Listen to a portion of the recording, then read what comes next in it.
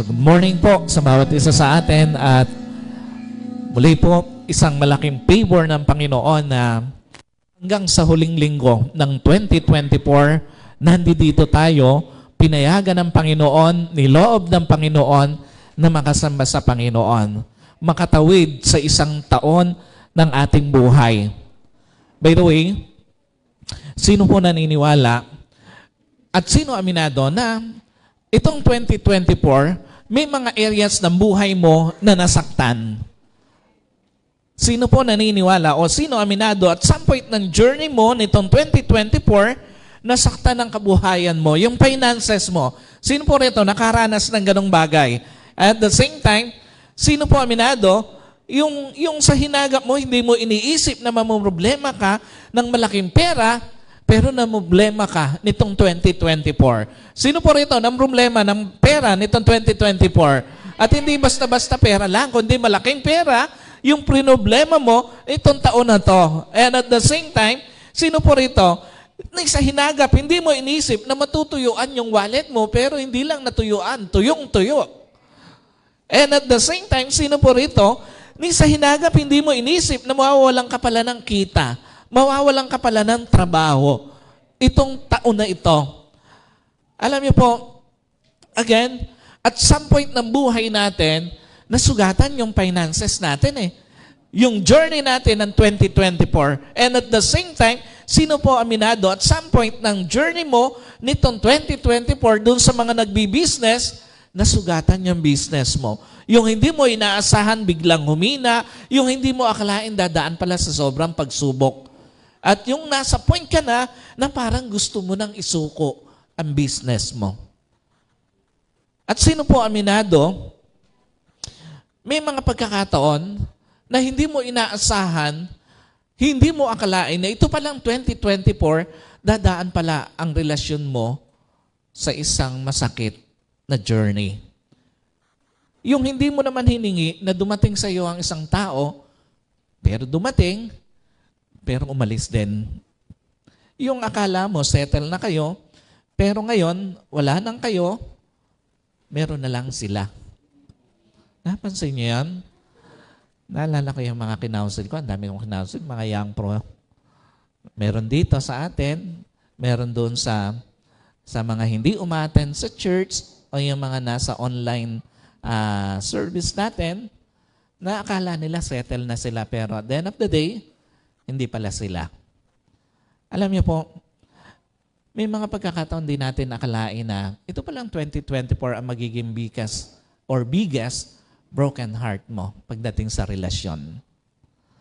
At sino po aminado? At some point ng journey mo, nitong 2024, literal, nagkasakit ka physically.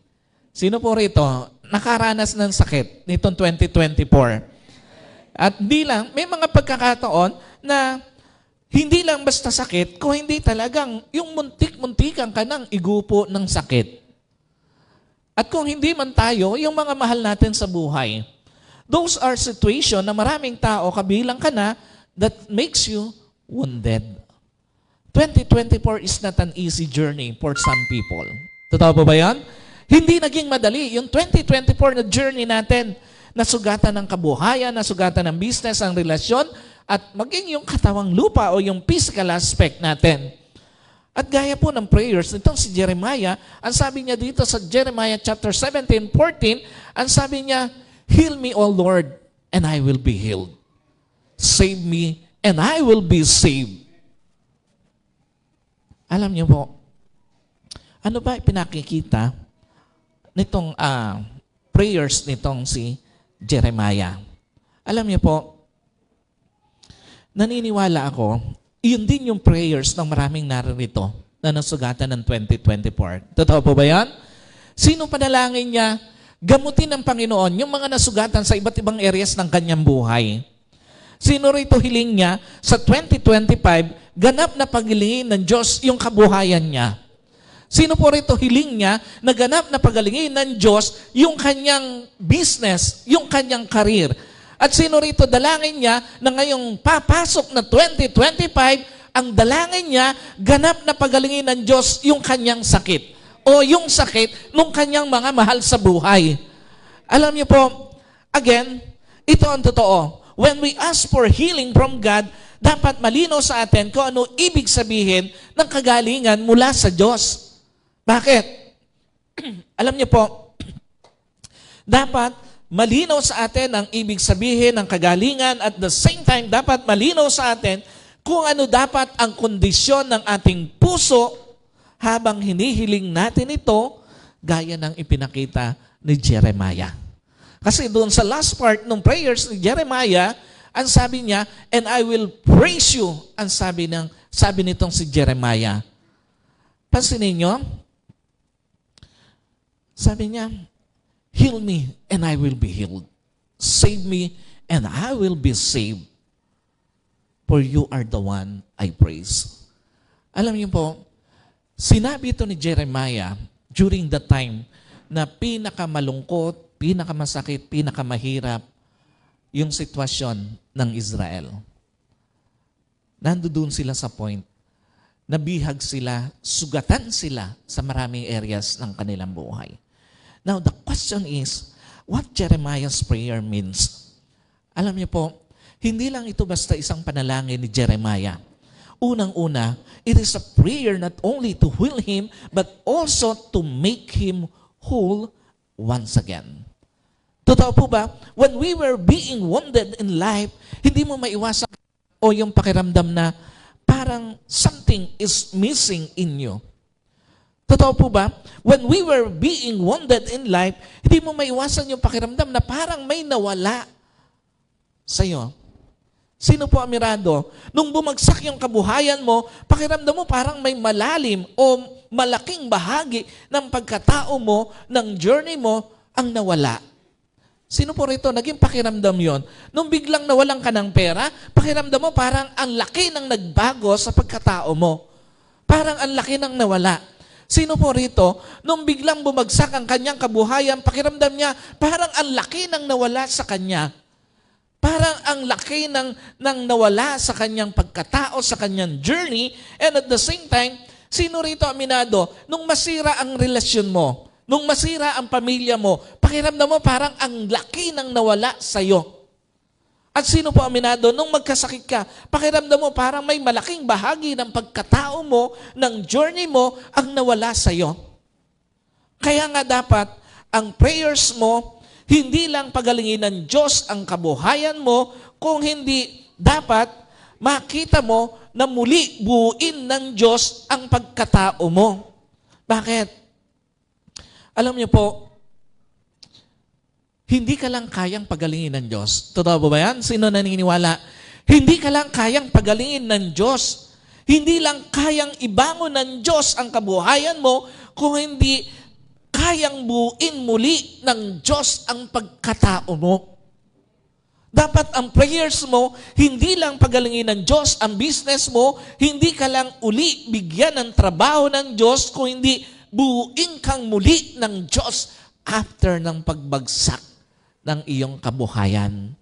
Dapat ang prayers mo, hindi lang pagalingin ng Diyos ang relasyon mo, hindi lang buuin uli ng Diyos ang pamilya mo, kung hindi buuin kang muli after ng broken heart experience mo.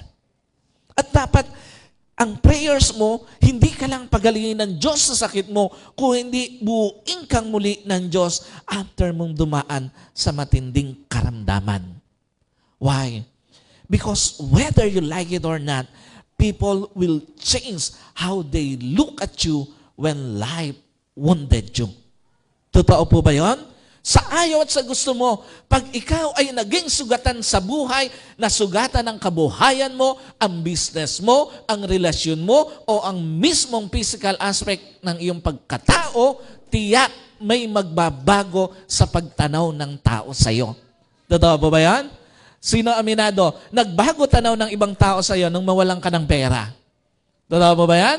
Nung mawalan ka ng trabaho, iba naging tanaw sa iyo kumpara nung panahon na may trabaho ka. Kumpara nung panahon na marami kang pera.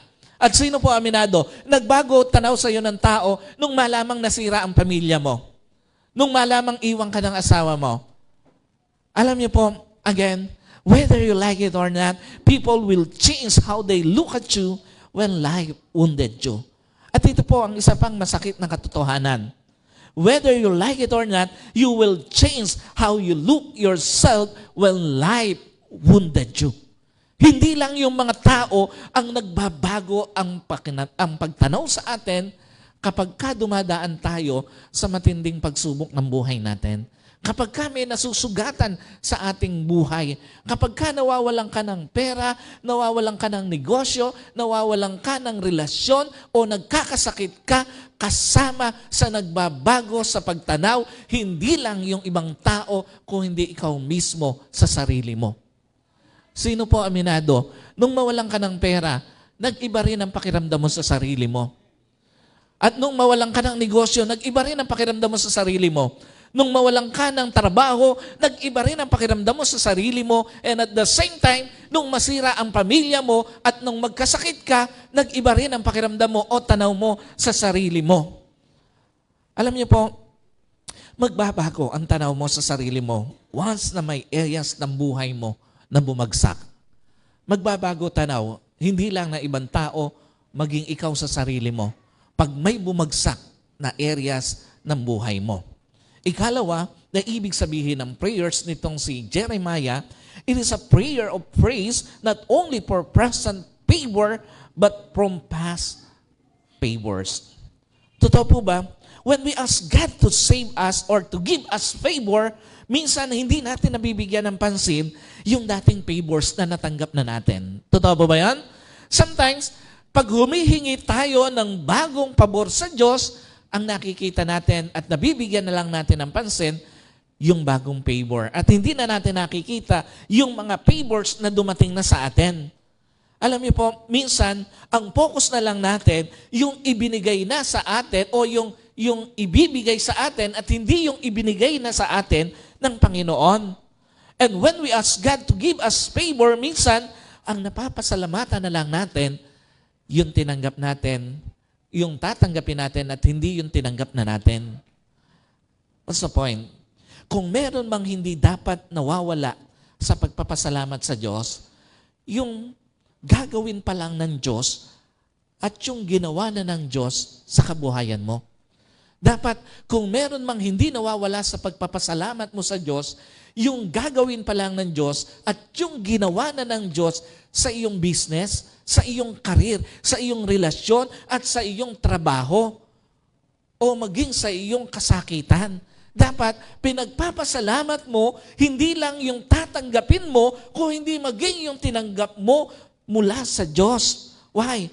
Kasi, every time you praise the Lord from the present and past favors, na ipapakita mo sa Diyos na kahit nakalipas na, nasa sa puso mo pa rin yung ginawa ng Diyos sa journey mo. Every time you praise the Lord from the present and past favors, na ipapakita mo sa Diyos na kahit matagal na, nasa sa puso mo pa rin yung ginawa ng Diyos sa iyo. And every time you praise the Lord from the present and past favors, you invited more favors from the future. Iyon ang ibig sabihin nun, na kaya dapat hindi natin nakakalimutan yung mga past favors ng Panginoon sa atin simply because we invited more favors from God para dun sa future ng journey natin. Gaya ng ipinakita na Jeremiah, laging kasama sa pasasalamat yung mga nagdaang favors ng Diyos sa journey niya. Alam niyo po, lagi mong alalahanin sa pasasalamat yung mga nagdaan, yung mga nakalipas, at yung mga naibigay na sa iyo ng Panginoon.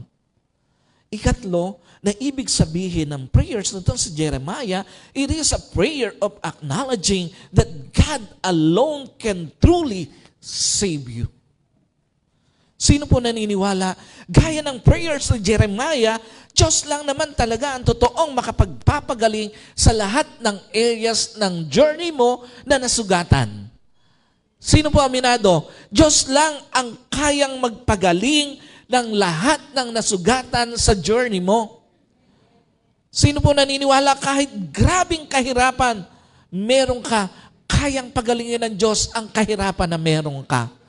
Sino po naniniwala kahit anong tindi ng pagbagsak ng business mo, kahit gaano ka pa katagal na nawala ng trabaho, kayang pagalingin ng Diyos ang business mo. At sino po naniniwala, kahit gaano pa kasakit ang pinagdaanan mo sa relasyon mo, kayang pagalingin ng Diyos yung sakit na pinagdaanan mo. Kahit gaano pa kagrabe ang naging problema ng pamilya mo, kaya kang pagalingin ng Diyos. And at the same time, sino po naniniwala, kahit gaano pa kalala ang naging sakit mo nitong 2024 and beyond doon sa mga nakaraang taon ng buhay mo, kaya kang pagalingin ng Diyos. What does it mean?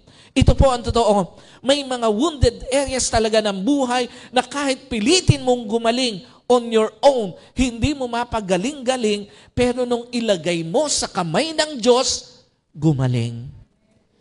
Ito po ang totoo. May mga wounded areas talaga ng buhay na kahit anong effort ang gawin mo, hindi mapagaling-galing. Pero nung ilagay mo sa kamay ng Diyos, gumaling siya. At ito po ang totoo. May mga areas talaga ng buhay na akala mo sa tulong ng ibang tao at sa tulong ng panahon gagaling. Pero hindi pala. Pero nung ilagay mo sa kamay ng Diyos, unti-unti gumaling. Kaya nga ganun kaimportante na malinaw sa iyo, dapat ang kayang gawin ng Diyos sa mga wounded areas ng buhay mo. By the way, bago po tayo magpatuloy, gusto ko lang po uling tanungin ang bawat isa. Sino rito, again, ang nasugatan sa 2024? Doon sa iba't ibang areas na yun ng buhay. Alam niyo po, again, tandaan niyo po, pag inasa mo lang sa sarili mo paggaling ng mga wounded areas ng buhay mo, you will remain broken-hearted. Pag inasa mo lang sa ibang tao ang paggaling ng wounded areas ng buhay mo, you will remain broken-hearted. At pag inasa mo lang sa panahon ang paggaling ng mga wounded areas ng buhay mo, you will remain broken-hearted. Kasi nga, may mga tao, inasa sa panahon ang katwiran nila. Sa tulong ng panahon gagaling sila. No, may mga areas ng buhay natin, kahit gaano kahabang panahon, hindi kayang pagalingin ng panahon. Kahit anong galing mo, kahit anong pilit mo, kahit anong tulong ng ibang tao sa iyo, may mga wounded areas ng buhay, hindi kayang pagalingin ng buhay. Alam niyo po, ang tanong dito, bakit nga ba nagiging broken heart ang isang tao? Alam niyo po, unang-unang dahilan, due to our unconscious, emotional-driven decisions in life. Totoo po ba, lahat ng desisyon hindi masyadong pinag-isipan, tiyak sa huli sasaktan ka. Sino po, aminado, may mga desisyon ka sa buhay mo na bigla mo na lang ginawa. Hindi mo na pag-isipang masyado. Pero at the end of the day, nasaktan ka. At the same time, totoo po ba, lahat ng desisyong hindi masyadong pinag-isipan, tiyak sa huli, may masakit na balik sa'yo.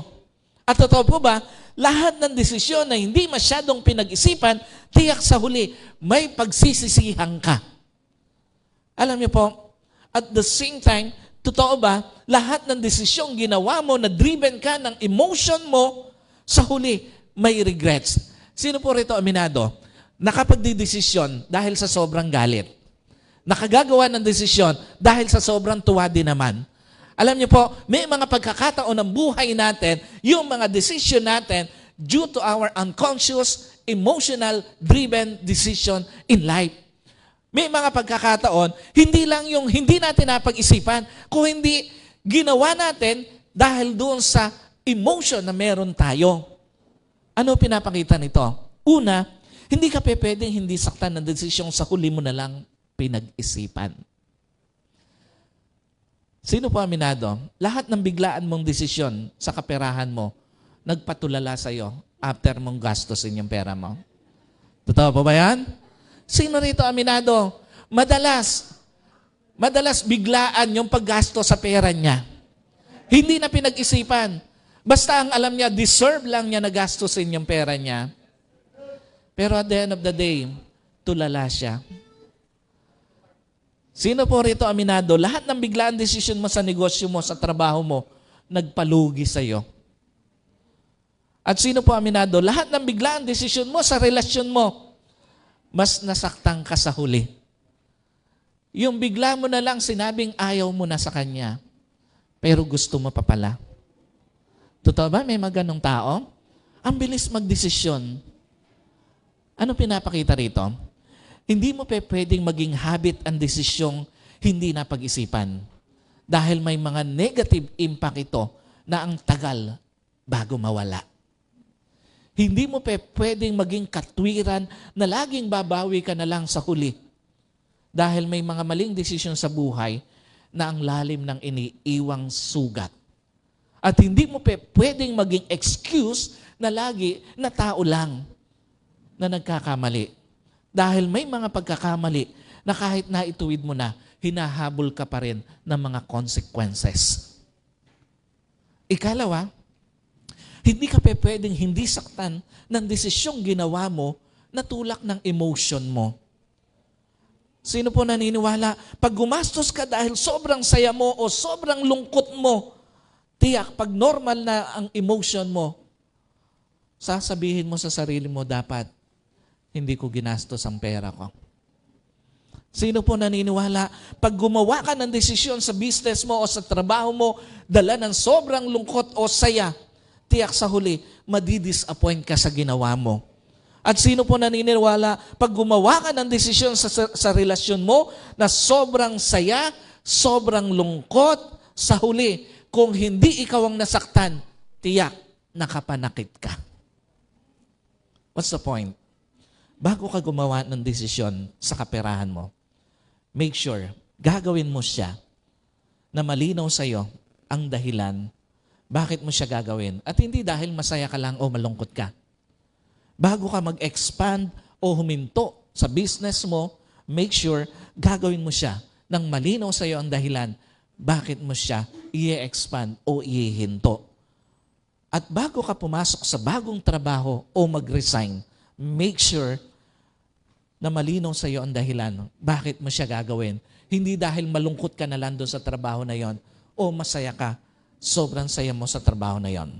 At bago ka pumasok sa isang relasyon o tapusin ang isang relasyon, make sure gagawin mo siya na malinaw ang dahilan sa iyo.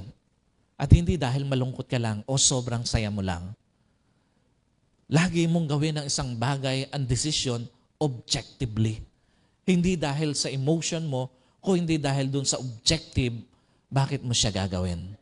At ikatlong ibig sabihin ng prayers nitong si Jeremiah, due to crossing over or dahilan, ikalawang dahilan, bakit nananatili na broken-hearted ang isang tao, due to crossing over God's permitted boundaries in life. Totoo po ba, may mga dahilan, bakit nananatiling broken-hearted ang isang tao simply because they cross God's permitted boundaries sa kanilang buhay. Maraming na broken heart sa buhay dahil may mga pinuntahan ng buhay na hindi naman pinapupuntahan ng Diyos sa kanya. Totoo po ba yan? Maraming tao broken-hearted dahil may mga ginawa sa buhay na hindi naman pinagagawa ng Diyos sa kanya. What does it mean? Una, lahat ng labas sa boundaries ng Diyos, walang protection ng Diyos. Tandaan niyo po. Lahat ng labas sa boundaries ng Diyos, hindi kayang o hindi ibibigay ng Diyos ang protection niya. Sino po naniniwala? Lahat ng pagkakaperahan na alam mong lagpas sa boundaries ng Diyos, hindi po protection na ng Diyos. Lahat ng negosyo, lahat ng trabaho na alam mong lagpas sa boundaries ng Diyos, hindi po proteksyonan ng Diyos.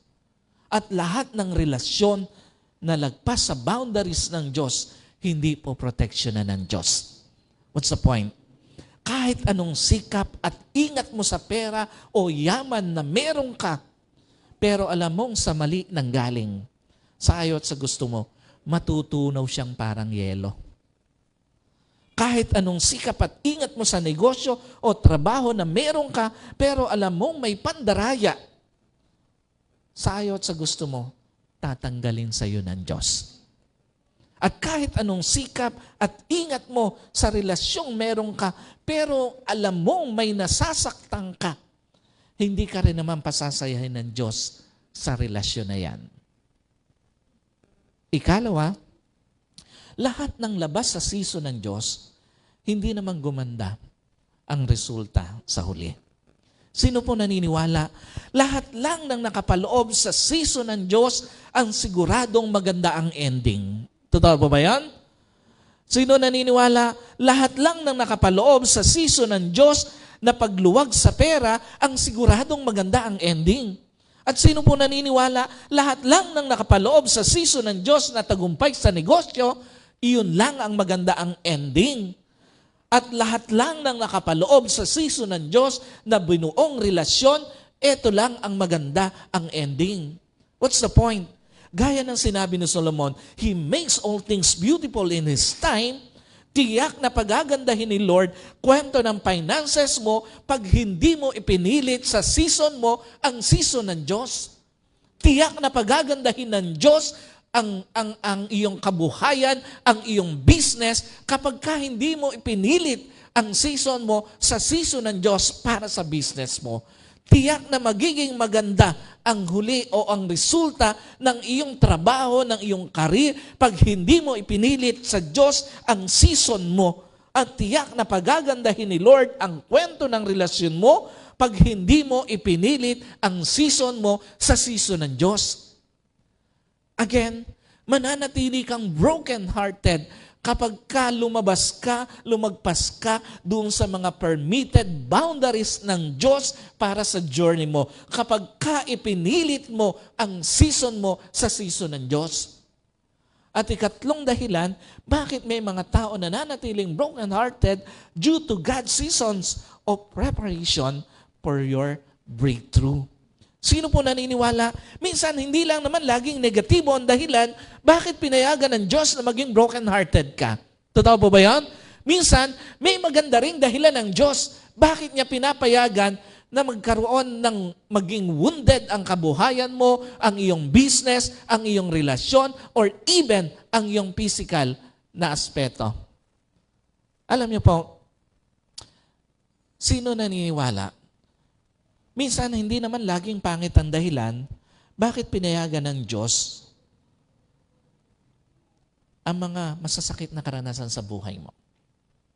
Ano pinapakita rito? Una, may mga bagay sa buhay na kailangan mo munang masaktan bago matutunang pahalagahan. Totoo po ba yan? Sino naniniwala? Minsan, kailangan mo pa talagang masaktan sa area na yun ng buhay mo bago mo makita ang halaga niya. Sino po naniniwala? Minsan, kailangan mo pa talagang masaktan sa area na yon ng buhay mo bago mo ma-realize ang hirap pala pag wala siya. At sino po naniniwala? Minsan, kailangan mo pa talagang masaktan sa areas na yon ng buhay mo bago mo tanggapin na ang laki pala ng impact kapag wala ito. What's the point? Minsan, kailangan mo pa talagang mawala ng pera as in walang-wala bago mo makita ang halaga ng pagtatabi ng pera. Sino po rito aminado? Nangarap ka na bago pumasok ang 2024, mag-iipon ka. Pero huling linggo na ng 2024, wala kang naipon. Sino po aminado? Ako lang po ba yung ganon? Nasabi ko bago pumasok ang 2024, Lord, gusto ko makapag-ipon ako para sa huling linggo ng 2024. Pwede kong dalhin kung saan ko gustong dalhin yung asawa ko o yung mga anak ko.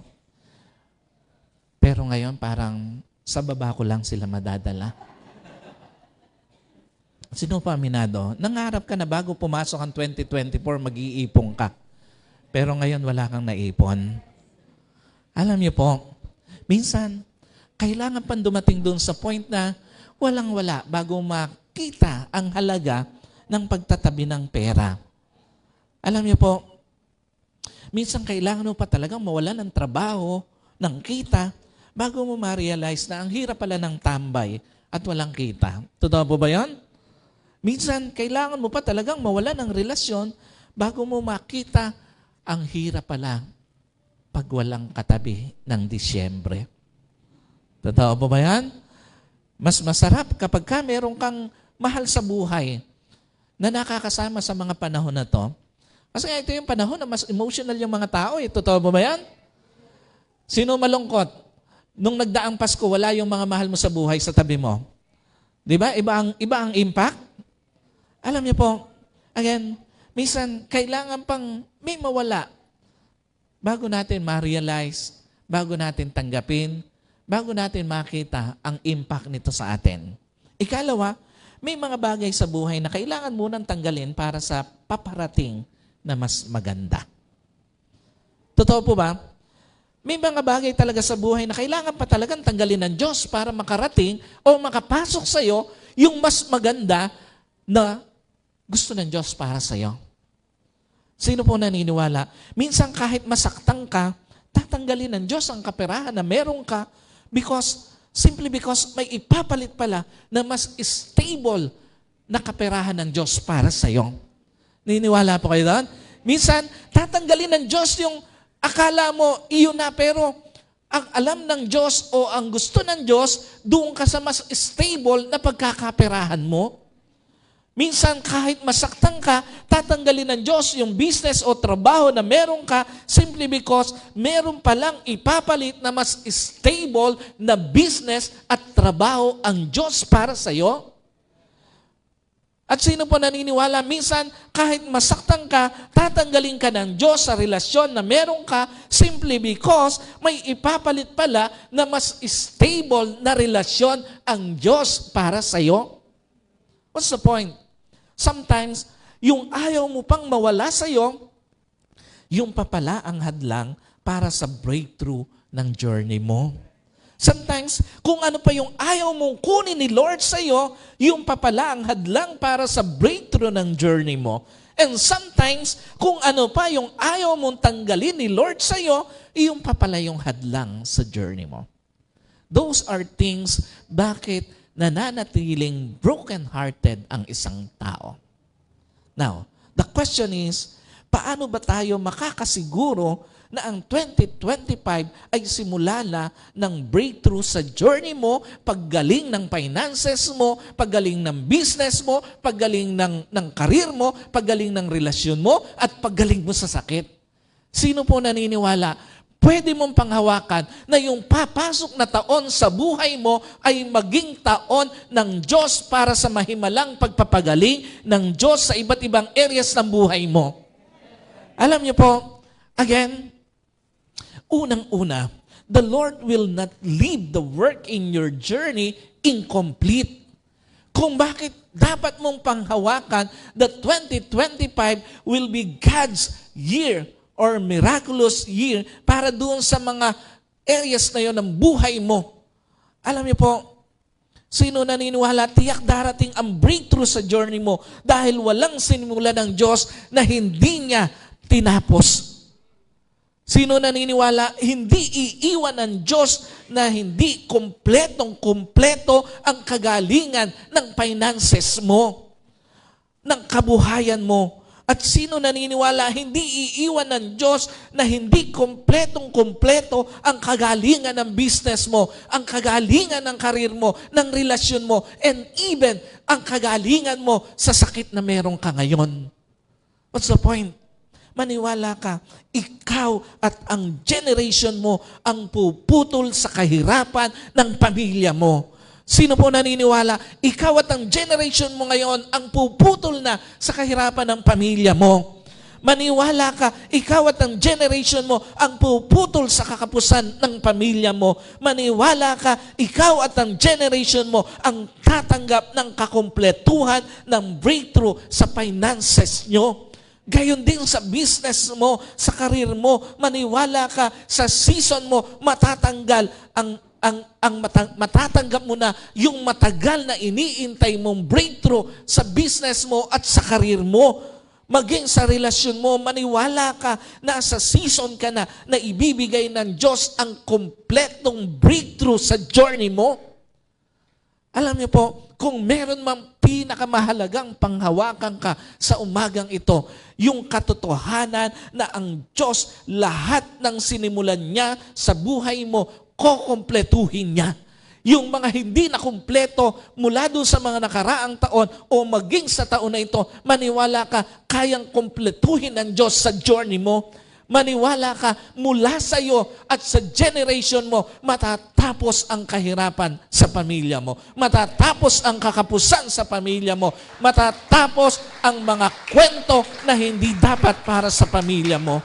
Tandaan niyo po, walang pangako ang Diyos na hindi niya tinupad. Walang sinabi ang Diyos na hindi nagkatotoo. At walang sinimula ng Diyos na hindi niya kinumpleto. Lahat ng sinabi ng Diyos, nangyayari. Lahat ng pinangako ng Diyos, matutupad. And finally, bakit dapat mong panghawakan na itong 2025 will be God's year of miraculous healing sa iba't ibang areas ng buhay mo? His hand can bind up your troubled journey. Again, sino po aminado nakaranas ng matinding pagsubok ng 2024? At sino naniniwala God can bind up your troubled journey itong 2024 o 2025? Sino po naniniwala kayang ayusin uli ng Diyos lahat ng nagulo sa journey mo? Sino po naniniwala kayang ilagay uli ng Diyos sa tamang direksyon lahat ng nawala sa direksyon na journey mo? At sino po naniniwala mula sa kung anong natira sa iba't ibang areas ng buhay mo, pararamihin ito ng Diyos at bubuuin uli ng Diyos? What's the point? Mula sa kakaunting itinira o itinira ng 2024 sa kabuhayan mo, God will bind up your finances, aayusin, bubuuin uli ng Diyos ang kabuhayan mo at higit sa lahat, imumultiply ito ng Diyos para sa journey mo sa 2025. Iiwan mo na sa 2024 ang kwento ng kakapusan. Iiwan mo na sa 2024 ang kwento ng pangungutang. Iiwan mo na sa 2024 ang kwento ng pangungupahan. Sino naniniwala by 2025, lilipat ka sa sarili mong bahay. Lilipat ka sa bago mong bahay. Iiwan mo na sa 2024 ang pagkukommute. Sino naniniwala by 2025, bibigyan ka ng sasakyan ng Panginoon. Sasakay ka sa sarili mong sasakyan. Mula sa kakaunting natira sa business mo, sa lahat po ng mga businessman, businesswoman, God will bind up your business. Aayusin, bubuuin, at higit sa lahat, imumultiply ng Diyos ang business mo para sa 2025 na journey mo.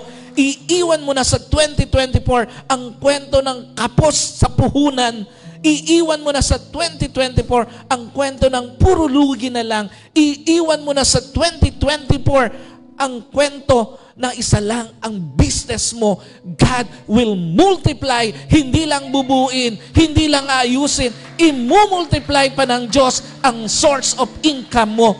Kung ikaw ay businessman or businesswoman, may ibang kwento na ibibigay ang Diyos sa business mo this coming 2025. At doon po sa mga careerman, careerwoman, mula sa kakaunting natira sa karir mo, sino po rito aminado na saktan yung kanyang karir? Nawala ng trabaho, nawala ng kita. Tandaan mo, mula sa kakaunting natira sa karir mo, sa trabaho mo, God will bind up your career. Aayusin ng Diyos, bubuin ng Diyos ang karir mo at higit sa lahat, imumultiply ng Diyos ang karir mo for 2025 journey mo. Iiwan mo na sa 2024 ang kwento ng pagiging jobless mo. Iiwan mo na sa 2024 ang kwento na hindi nabibili ng trabaho mo yung mga pangarap mo. Sino rito gusto niya yung trabaho niya nabibili yung kanyang mga pangarap? Iiwan mo na sa 2024 ang kwento ng kawalan ng stable na trabaho. Sino po naniniwala? 2025, bibigyan ka ng Diyos ng trabaho na kayang bilhin yung mga pangarap mo. Bibigyan ka ng Diyos ng trabaho na isang stable na trabaho.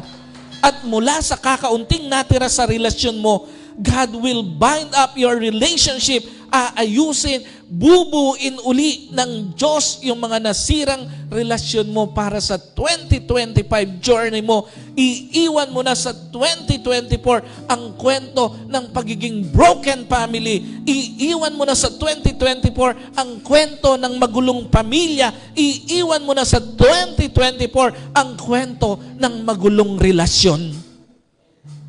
At mula sa kakaunting natirang lakas sa iyo,